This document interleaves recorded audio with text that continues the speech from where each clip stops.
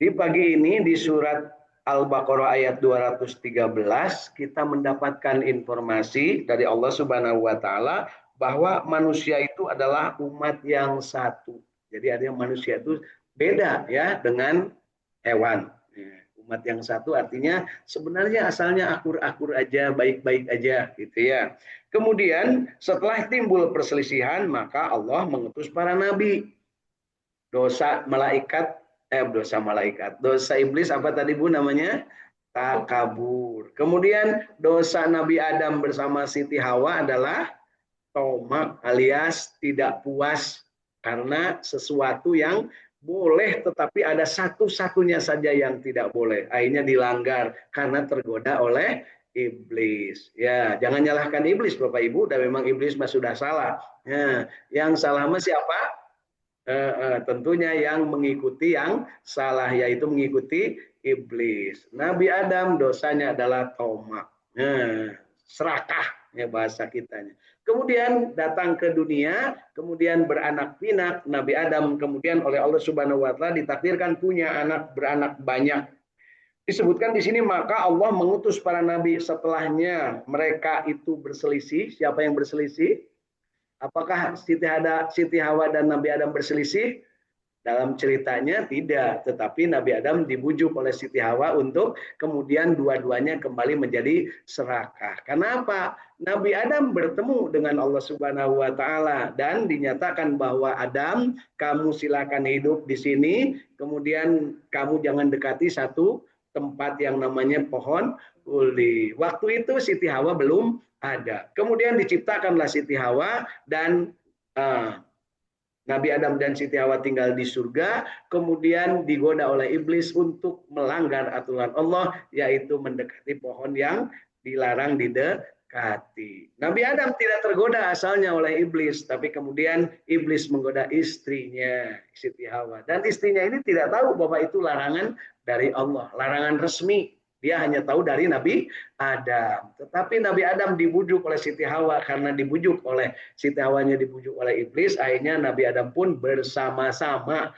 bersama Siti Hawa untuk mendekati pohon tersebut. Dan akhirnya Allah memutuskan untuk menempatkan Nabi Adam di dunia dan kemudian beranak pinak, dan kemudian di dunia ini anak cucu Nabi Adam berselisih itu pasea ya, beda pendapat. Kemudian diutus para nabi ini kemudian. Nah, pada saat Nabi Adam ada itu belum diutus para nabi, yang ada Nabi Adam sendiri. Jadi yang menjadi nabi bagi anak-anaknya Nabi Adam adalah Nabi Adam sendiri. Kemudian nabi-nabi yang lain diutus dengan memberi kabar gembira dan memberi peringatan. Di kala Nabi Adam bersama anak-anaknya, ketika Nabi Adam itu memutuskan untuk menggunakan hukum Allah, menikahkan putrinya dengan putranya, disilang antara Qabil dengan Labuda dan Habil dengan Iklima. Tidak terima tuh, siapa yang tidak terimanya? Qabil. Dibisikkan oleh iblis, oleh setan untuk tidak menerima. Maka muncullah penyakit waktu itu, disebut namanya hasad alias dengki, karena merasa tidak adil diperlakukan. Jadi udah ada 3 tuh, sampai dengan zaman Qabil udah ada 3 penyakit manusia. Mudah-mudahan kita tidak ada ya yang nempel ke kita. Penyakit pertama iblis, takabur. Penyakit kedua Nabi Adam dan Siti Hawa, tomak. Dan penyakit ketiga adalah Qabil, yaitu iri, dengki alias hasud. Ya, kita mudah-mudahan tidak Bu ya. Tapi katingali nama tiluanana ayah ibu ya, sok ngerasa sombong ya. Kemudian juga yang berikutnya adalah suka tamak, hayang wae dibatur ke urang, dibatur ke aing, nu aing ke aing, ya gitu punya. Hati-hati ini ya. Kemudian yang ketiganya adalah penyakit iri dengki. Kenapa ya orang lain yang dikasih kok saya enggak? Kenapa dia yang dijodohkan dengan yang cantik sekarang saya enggak? Kan gitu ya. Itu teh hasad. Dan tiga-tiganya penyakit itu dibisikkan oleh iblis, yuwaswisu fi sudurin nas, ke dalam hati Bu ya. Iblis tidak pernah datang ngajungkiring ke ibunya, ke bapaknya. Kalau iblis datang siga nama ibu malah di dia da langsung paeh ari tabunya ya bakat kusieun. tong borok iblis ibu mah kakara ucing garong lompat oke geus ngadegdeg punya. Ya.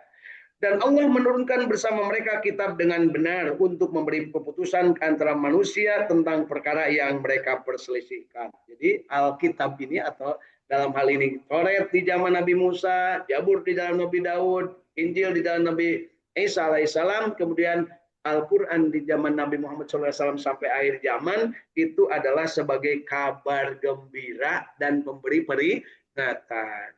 Pertanyaan saya, Bapak Ibu merasa gembira enggak dengan Al-Quran? Merasa diberi peringatan enggak dengan Al-Quran? Kemudian merasa diberi keputusan enggak oleh Al-Quran? Tapi atuh beningan naha urangnya sangeunah nawaya hari ruk teh punya kumaha dewek bae kan gitu ya, repot lah. Nah, cenah katinggalina ti mana? Heueuh ngarti ge kapan henteu. Tapi ayo Pak anu ngarti cenah hafal Al-Quran malah udah hafid malah jadi menteri agama teu nyahoan bener jeung salah nu batur diembat oge punya aya Bu aya di ditu Bu di negeri Firaun lain di dia mah insyaallah sarua. Kemudian apa fungsinya atau kegunaan dari para nabi dan rasul dengan membawa kitabnya itu untuk memberi keputusan di antara mereka, di antara manusia tentang perkara yang mereka perselisihkan. Di mana itu, Bu? Di dunia. Ya, nugas payah mah tuh bisa diajak musyawarah untuk menyelesaikan perselisihan. Makanya hati-hati Bapak Ibu lamun aya nu maot tanya apakah dia punya perselisihan dengan manusia yang masih hidup. Perselisihan itu baik berupa utang ataupun berupa janji ataupun berupa sesuatu yang diperjanjikan satu dengan yang lain yang belum terselesaikan. Terutama utang Bapak Ibu ya. Lamun aya mayit belum ada yang mau melunasi hutangnya, belum ada yang bertanggung jawab tentang utang, tong dikuburkeun ya. Keun we antep golerkeun ya. Wah kebayang bangsa Indonesia lamun paeh kabeh punya. Karena apa hutangna gede pisan ya negara teh hutangna gede pisan lamun dibagikan ke rakyat cenah hampir saurang teh sahuluna 20 juta hutangna Bu ya. Jadi ayeuna teh Ibu lamun aya orok lahir di Indonesia bakakara brol oe geus kudu mayar hutang urut meuli wus geus kudu mayar hutang urut meuli IKN geus kudu mayar hutang urut itu urut ieu sabab naon pamingpinna harita meureunanya loba gede hutang. Tapi hutang teh kudu dibayar ku rakyat. Maraneh nama baleunghar gitu punya. Sararena rakyat kudu bayar hutang. Di mana eta teh Bu? Di negeri dengan ya, di negeri Firaun, di negeri Namrud. Di urang mah teu beda. Ya, kan sugan aya ngamuk ya. Ya. Tidaklah berselisih tentang kitab itu melainkan orang-orang yang telah didatangkan kepada mereka kitab. Nah, kemudian setelahnya ada kitabnya, Bapak Ibu ya, setelah ada kitab masih pasea memperebutkan kitab. Nah, ini yang repot Bu ya. Ayeuna kan parebut surga, cek kelompok ieu ormas ieu surga manu aing, cek ormas ieu surga manu aing. Ya, cek torekot ieu surga manu aing. Ya, kan gitu Bu ya. Nepi ka batur teh cenah kafir jeung di neraka. Nauzubillah. Bukan begitu, Bu ya. Jadi hati-hati jangan sampai mengklaim diri yang paling benar, mengklaim diri yang paling soleh, mengklaim diri yang paling surgawi. Tidak, siapa yang akan menjadi orang yang ahli surga, itulah yang bertakwa. Siapa yang bertakwa? Yang tidak takabur, yang tidak tomak, dan tidak iri, tidak dengki. Baru 3 disampaikan di ayat-ayat ini ya. Nanti akan ada lagi penyakit-penyakit lainnya. Tapi inti penyakit ini ada 3. Takabur, tomak, dan hasad alias iri dengki. Sampai-sampai kita itu kalau mau tidur disunahkan untuk membaca ayat yang di dalamnya ada tentang kemungkinan kita akan dijadikan objek oleh orang-orang yang hasad. Surat apa Bu? Al-Falaq. Qul a'udzu birabbil falaq min syarri ma khalaq wa min syarri ghasikin idza waqab wa min syarrin naffasati fil 'uqad wa min syarri hasidin idza hasad. Jadi menghasidin anu sok hasad punya hati-hati Bu ya. Nah, bisa jadi di dalam diri ada penyakit seperti Itu. Umumnya orang yang hasad itu benci kepada orang lain, tetapi dia dengan cara tidak memperlihatkannya. Ya, iri, dengki gitu ya. Ujung-ujungnya berbuah jail, aniaya. Ingin apa yang orang lain senang pindah ke dalam dirinya dan kesusahan di dalam diri dipindahkan ke orang lain. Ya. Susah melihat orang lain senang. Osok itu Bu. Osok susah melihat orang lain senang. Batur meuli mobil alus, nu susahna urang punya. Batur meuli TV nu gede, urang anu susah. Naon urusanna nya. Kemudian susah melihat orang lain senang, senang melihat orang lain susah. Tuh kan, cek aing oge. Nah itu teh hasad Bu. Masuk itu Bu. Makanya kata Nini juga kan gitu, itu teh hasad. Harusnya enggak, masya Allah, tabarakallah. Yuk kita bangkit bersama. Ya. Makanya lo pilihlah partai gue. Kan suka yang gitu Bu, hasad ya tete Bu. Ulah pilih partai nu itu, ulah pilih ormas nu itu mak itu. Nah itu teh penyakit-penyakit hasad yang ditumbuhkan melalui berbagai media dan sarana. Ulah kawin kasih itu si eta mah kieu, ulah kawin kasih ieu si ieu mah kieu. Nah itu teh hasad penyakitnya. Punya merasa diri apa namanya lebih mulia dari orang lain tetapi tidak sampai ke tingkat takabur. Ya, gitu Bu ya. Kira-kira ada nggak penyakit itu Bu? Ah, cun abdi malangkum saya cenah kerudungna mulai dikiprik-kiprik punya. Iya, tamu cenah ngetos bulukan, nyekeun wae atuh Bu, nu penting mah make. Leres Bu. Ya. Baik. Jadi di ayat ini disebutkan bahwa setelah didatangkan kepada mereka kitab, mereka tetap berselisih, yaitu mereka datang kepada mereka, yaitu para rasul itu setelah datang kepada mereka, memberikan keterangan kepada mereka, kemudian mereka tetap dalam keadaan dengki antara mereka sendiri. Ya, jadi parebut bener, coba aina teh Bu, gitu ya. Kalau parebut harta mah jelas, ini mah parebut bener, cek aing ieu gitu ya. Tapi kan berani kadang-kadang mengkafirkan orang lain. Na'udzubillah. Maka Allah memberi petunjuk orang-orang yang beriman kepada kebenaran. Jadi jangan lupa Bapak Ibu, yang diberikan petunjuk oleh Allah kepada kebenaran adalah yang beriman. Dari itu yuk kita tekankan dari dalam diri kita tetap istiqamah dalam iman. Ya. Maka Allah memberi petunjuk orang-orang yang beriman kepada kebenaran tentang hal yang mereka perselisihkan itu dengan kehendak Allah Subhanahu wa taala. Jadi ketika ada orang berselisih, orang yang beriman akan selalu mendapat petunjuk. Di antara petunjuknya adalah ketika kita berselisih paham tentang sesuatu, jangan saling mengkafirkan, dan ketika berbeda pendapat tentang sesuatu, maka kalau seagama katakan lana amaluna walakum amalukum. Untuk kamu amalan kamu, untuk aku amalan kamu. Ya, amalan aku ya. Untukmu amalan kamu, untuk aku amalan aku. Kamu biasa menjalankan yang begini, silahkan. Dasarnya ada. Aku juga begini, jangan ganggu aku. Kan gitu kira-kira Bu ya.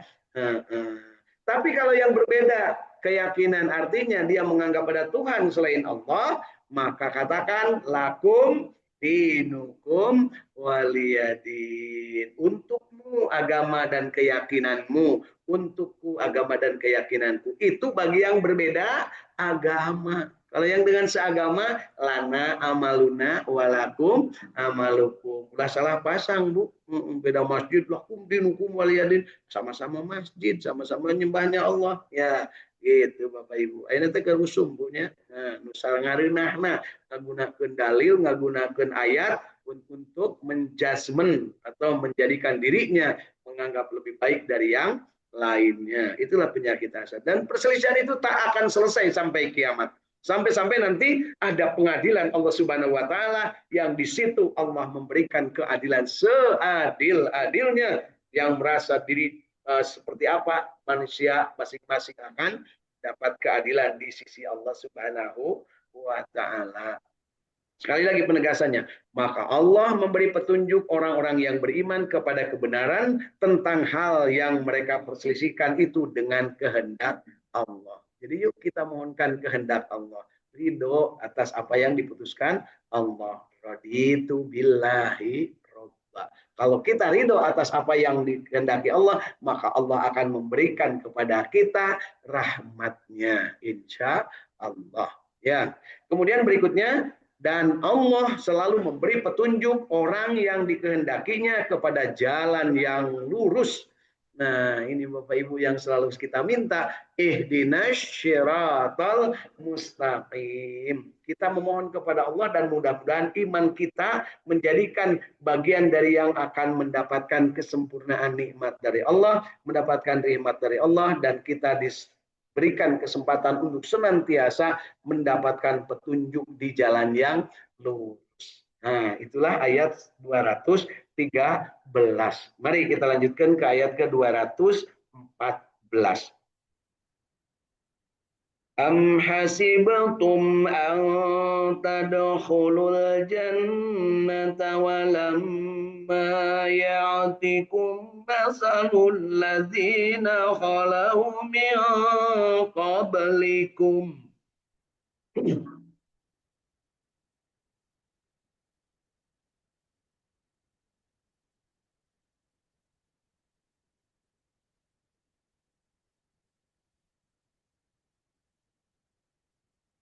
مستهم البأساء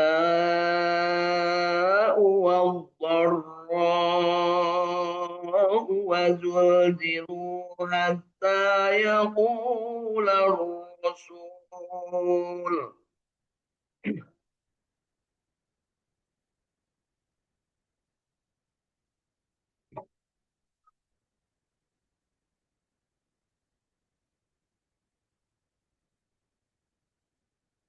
حتى يقول الرسول والذين آمنوا معه متى نصر الله.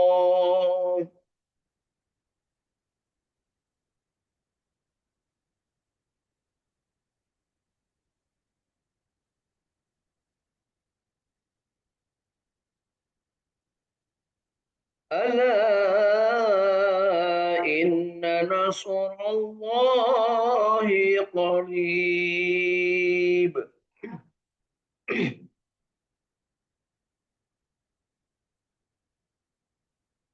Apakah kamu mengira bahwa kamu akan masuk surga, padahal belum datang kepadamu cobaan sebagaimana halnya orang-orang terdahulu sebelum kamu?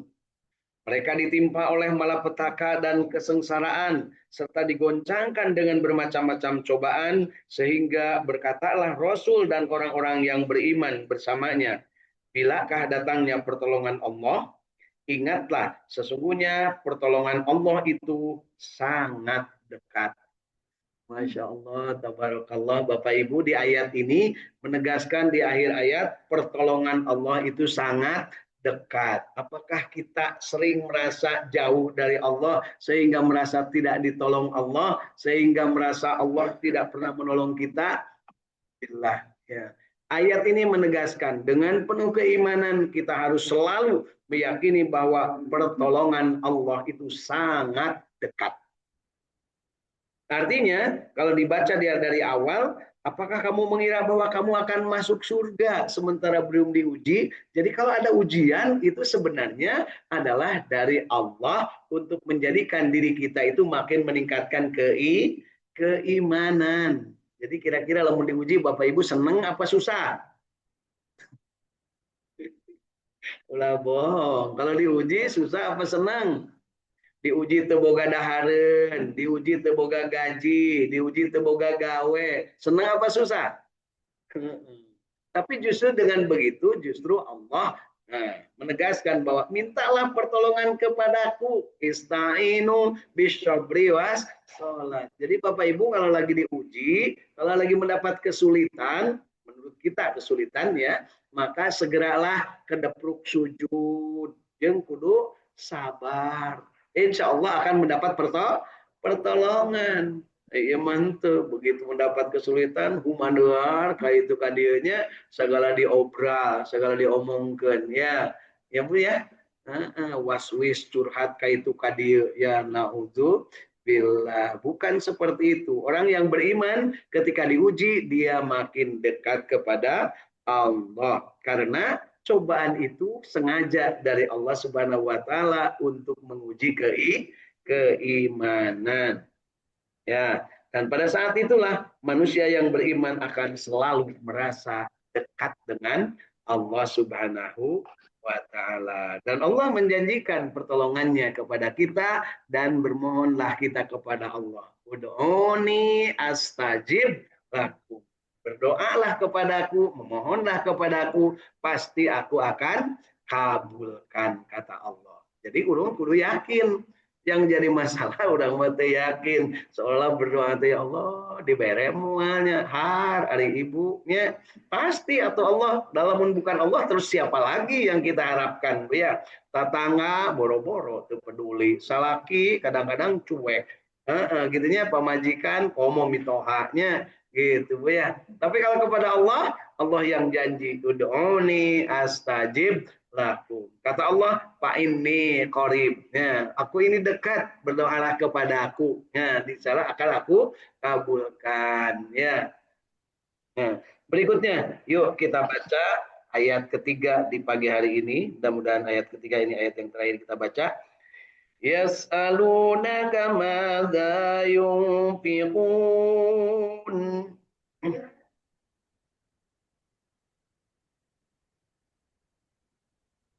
قل ما أنفقتم من خير فللوالدين والأقربين واليتامى والمساكين وابن السبيل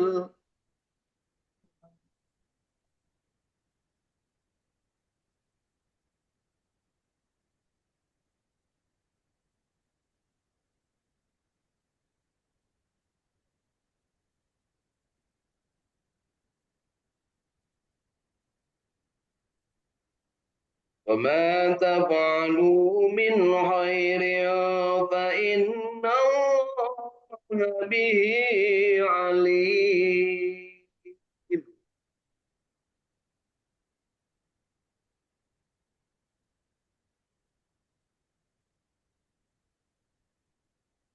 صدق الله العظيم.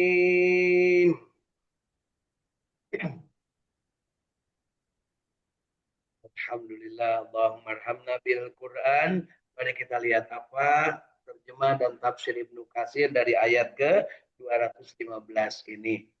Mereka bertanya kepadamu tentang apa yang mereka nafkahkan. Jawablah, apa saja harta yang kamu nafkahkan hendaklah diberikan kepada ibu bapak, kaum kerabat, anak-anak yatim, orang-orang miskin, dan orang-orang yang sedang dalam perjalanan. Dan apa saja kebajikan yang kamu buat, maka sesungguhnya Allah Maha Mengetahui. Sadaqallahul.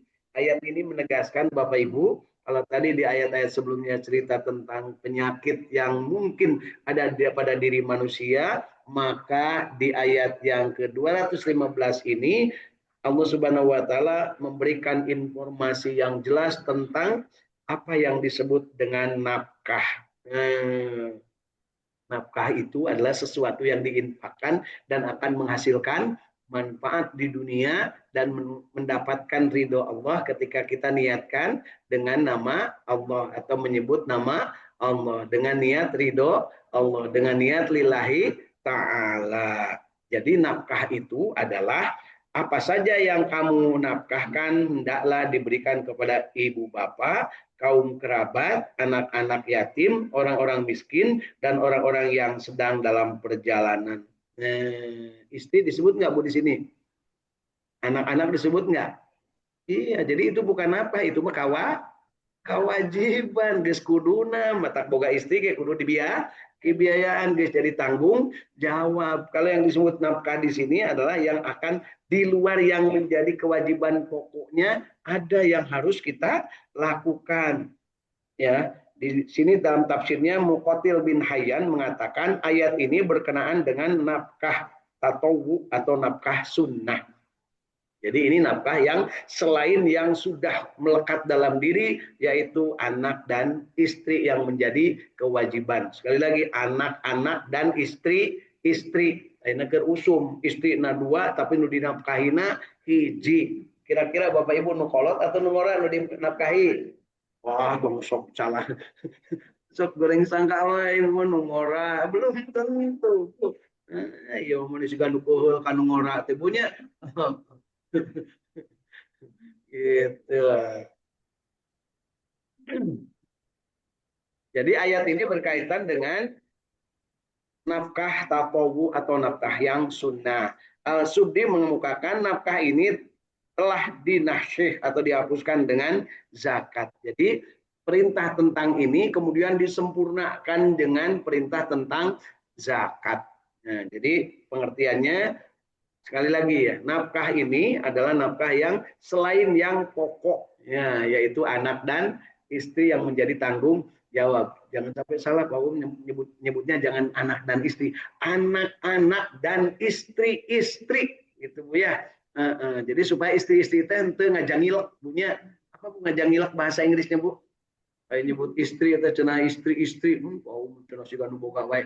Teu boga, ngan pedah bisi aya nu boga, anger kasebut bahwa menafkahi itu harus wajibnya itu anak-anak dan istri-istrinya. Nah, gitu ya.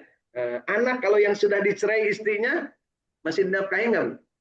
Masih tetap selagi belum mandiri. Adik ayeuna mah kan begitu cerai tengok suwe anak nama ku istrina we jeung nu ngora jeung nu jeung nu pamajikan nu jeung salaki nu sejen manehna-manehangan deui anu sejen. Naudzu billah. Nu kitu teh jelemanya nangarana nurus tunyung. Aya henteu jelema nu nurus tunyung. Loba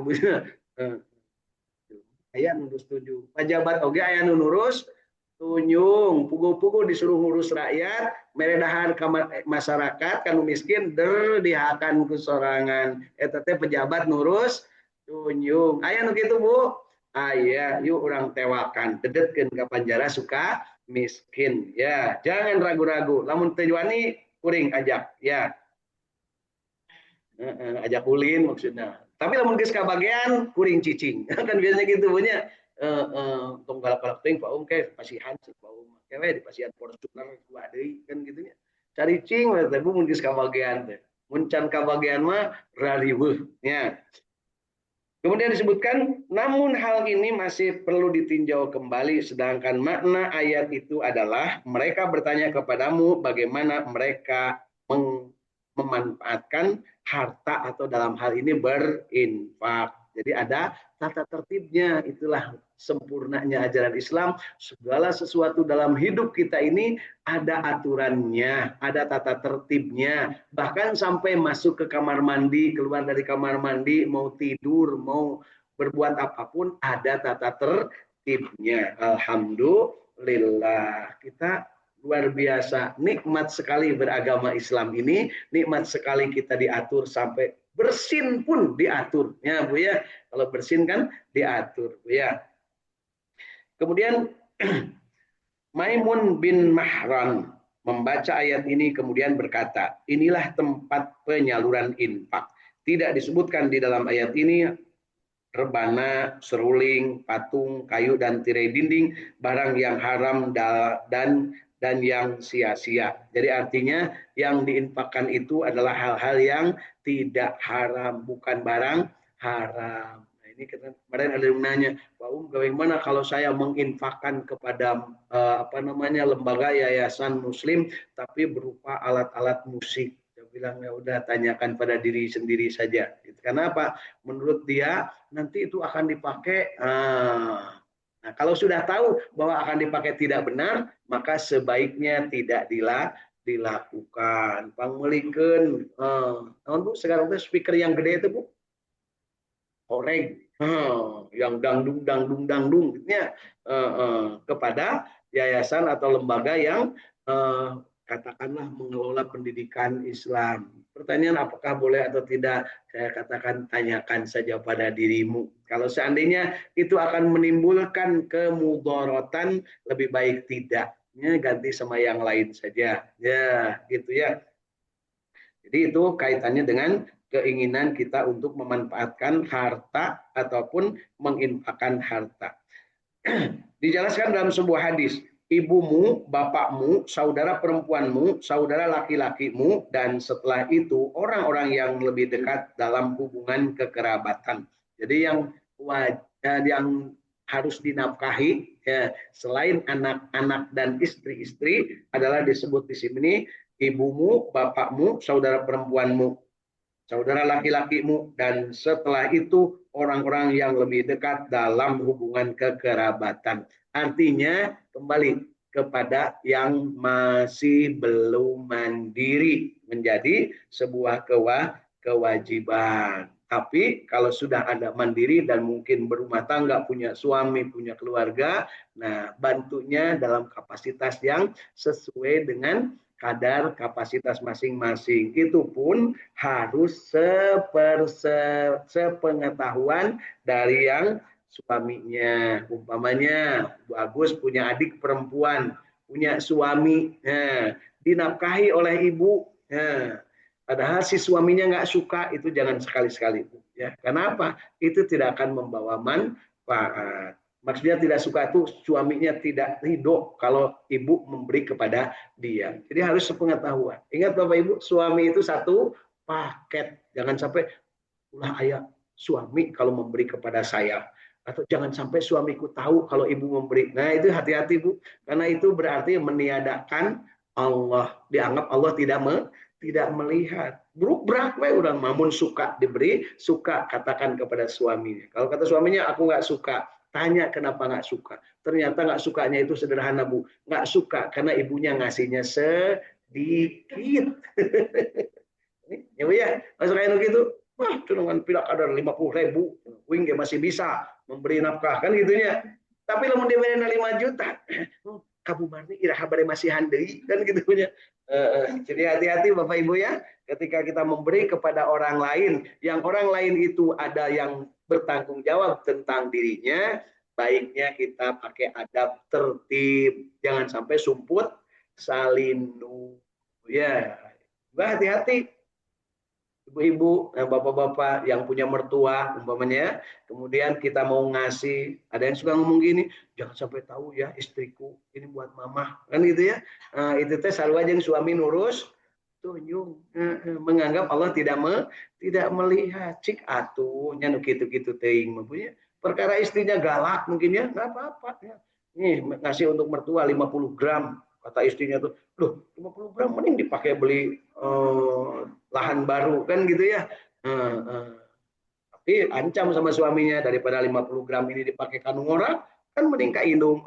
Cek istri, oh iya kan gitu. Jadi silahkanlah berdamai suami istri itu, jangan rariweuh we Bu ya. Ayeuna keur usum suami istri yang rariweuh di mana-mana Bu ya. Urusan-urusan sepele, urusan-urusan remeh-temeh, suami-suami istri pada rariweuh, ujung-ujungna ngariweuhkeun batur. Nah, ngariweukeun batur, kan KUA kudu sidang itu, kudu sidang ieu nya, kudu melibatkan orang lain gara-gara suami istri rariweuh. Ya, jadi bagi suami istri yang merasa diri sok ngariweuhkeun batur, segera bertobat. Ya, ngariweuhkeun dulur, ngariweuhkeun sesama, ngariweuhkeun pejabat, ngariweuhkeun pemerintah, hati-hati. Nah, bila kadar ngurus ngan sasiki atau punya pemajikan ngan hiji atau selikingan hiji nariweuh-riweuh teuing. Jadi gujrud sararea, jadi bahan omong sararea, dosa sararea ngomongkeun punya. Aya gitu Bu. Aya, matak diomongkeun ge aya, tapi mudah-mudahan orang tidak termasuk, dan kalau menyebut gitu jangan sebut namanya supaya tidak menjadi fitnah dan dosa. Muhunya si anu tong disebutkeun kan be antepnya. Jelema nu nurus tunjung mah lamun disebut namanya balah beuki bangga ya. Jadi hati-hati ya, jelema nurus tunjung, namun disebut-sebut namanya beki bangga. Dari level bawah sampai level puncak. Karena kelakuan nanti gitu. Makin disebut namanya makin bangga. Matakeun be antepkeun ya. Baik Bapak Ibu, alhamdulillah dengan membaca ayat-ayat yang sudah kita baca pagi hari ini, kita juga sudah membaca tafsir dan terjemahnya. Mudah-mudahan Allah berikan bukakan kepada hati kita untuk tetap istiqomah di jalan Allah Subhanahu wa taala, tetap beriman dan selalu bermohon untuk mendapatkan petunjuk, dan kita mampu mengamalkan dengan sebaik-baiknya yang sudah kita pahami sampai amalan kita merasa nikmat dan dinikmatkan amal kita, kemudian kita juga menyampaikan kepada orang lain. Jadi yang pagi hari ini kita bahas adalah tentang bagaimana perselisihan antara manusia, kemudian bagaimana nafkah itu bisa dilakukan, dan bagaimana kita dengan yang lain berinteraksi dengan memanfaatkan petunjuk dari Allah Subhanahu wa taala, tentunya dengan contoh Rasulullah Shallallahu alaihi wasallam, teladan dan uswatun hasanah kita. Mudah-mudahan bermanfaat. Mari kita sama-sama akhiri dengan doa akhir majelis, dan sebelumnya biasa setiap hari Sabtu kita kumpulkan wakaf infak dari yang sudah kita kumpulkan sejak Jumat yang lalu, ya kita kumpulkan di Sabtu ini. Mudah-mudahan Allah Subhanahu wa taala meridhoi apa yang kita wakafkan, dan niatan kita selama 3 bulan ke depan wakaf kita adalah untuk membebaskan lahan pemakaman umum muslim dengan satu makamnya senilai 200.000 rupiah. Tapi Bapak Ibu boleh ayah 5.000 tidak naon, 2 juta tidak naon gitu ya. Contohnya harus begitu Bu, 5.000 tidak naon, mangga ngan ayah 500 tidak naon. Itu karena 500 mah letik ting punya 5.000 tidak naon, 5 juta tidak naon. Insya Allah satu pemakaman kita akan ikrarkan nanti senilai 200.000 rupiah. Untuk dimakamkannya siapa Bu? Orang lain, ya orang lain. Ibu mah teu kudu mikir 200.000 dimakamkan kumaha nu hirup di mana Bu ya mau dimakamkan. Leres Bu? Lah yang dimakamkan anu dina 50 juta supadas bagena getenya nyangereng gitu teh. Ulah Bu nya. Atuh cenah abdi mah hayang dimakamkeun teh nu sampurna ulah nepi ka suku abdi kaluar pas pemakaman punya. Tadi mun sukuna keluar pas pemakaman protes mah ya mual atuh Bu ya. Baik Bapak Ibu ya, karena sekarang di mana-mana banyak yang kesulitan untuk mendapatkan tanah pemakaman untuk pemakaman keluarganya, termasuk di tempat kita di sini rada susah Bu, sampai harus nyari-nyari di mana yang masih ada yang kosong. Bahkan pernah menyaksikan menggali makam, kemudian ketika menggali ternyata di dalamnya sudah ada kerangka, berarti tempat itu adalah makam orang lain yang sudah lebih dulu. Tapi jangan sampai juga beranggapan, waduh tutup lagi, nggak usah, di situ aja. Dan nugas payah mah mau protes dikenengkeun barang oke punya. Kali kita mah kan suka dari buah punya, wah cina ini sudah ada tutup lagi, ini sudah ada, kan bayar antepnya punya, dan mau protes mau pasea di jero kubur punya. Gitu ya. Jadi ayat yang tadi tidak termasuk pasea di jero kubur Bu ya.